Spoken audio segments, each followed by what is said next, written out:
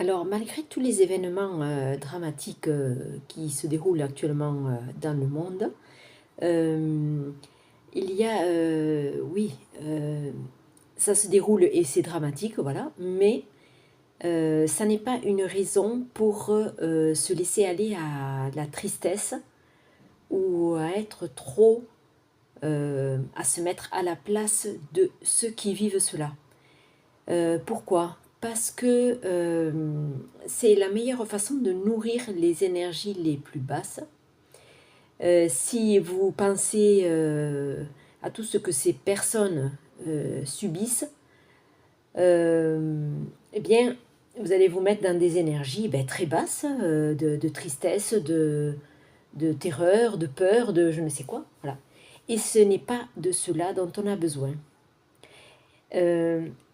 Donc, penser à toutes ces personnes en ces termes, c'est encore alourdir la planète d'énergie négative, de davantage de tristesse, davantage de peur. Et ça n'est pas ça qu'il convient de faire. Si vous êtes dans un pays en paix, sentez-vous en paix. Il n'est pas utile d'être dans un pays en paix et de subir la pression ou de s'imaginer être à la place de ceux qui sont dans un pays en guerre. Voilà. Voyez, parce que dès qu'on s'imagine être dans une certaine situation, on émet une énergie en rapport avec ce qu'on est en train de penser. Donc du coup, on ne va pas en finir cette histoire. C'est-à-dire que ceux qui sont en paix et se sentent en guerre, ça va être...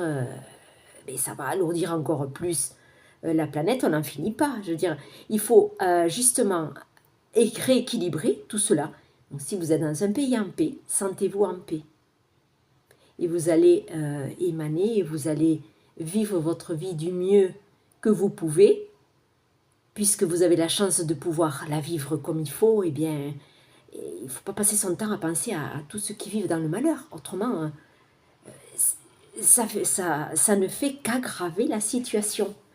Il faut vraiment penser à ça, parce qu'en fait, il y a des gens qui pensent que parce qu'on ne pense pas à ceux qui sont dans la souffrance, on est égoïste. Mais c'est pas du tout ça. Qu'est-ce qu'on peut faire, nous, à 1000 km, à 2000 km, à 3000 km? Qu'est-ce qu'on peut faire concrètement? Eh bien, concrètement, on peut envoyer des bonnes ondes. C'est tout, voilà.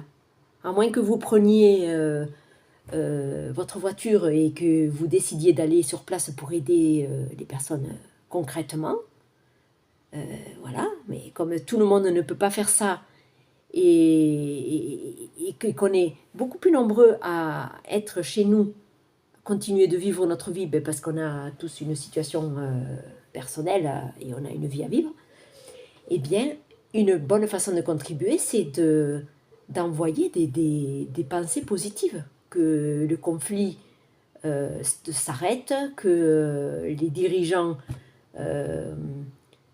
reprennent un peu,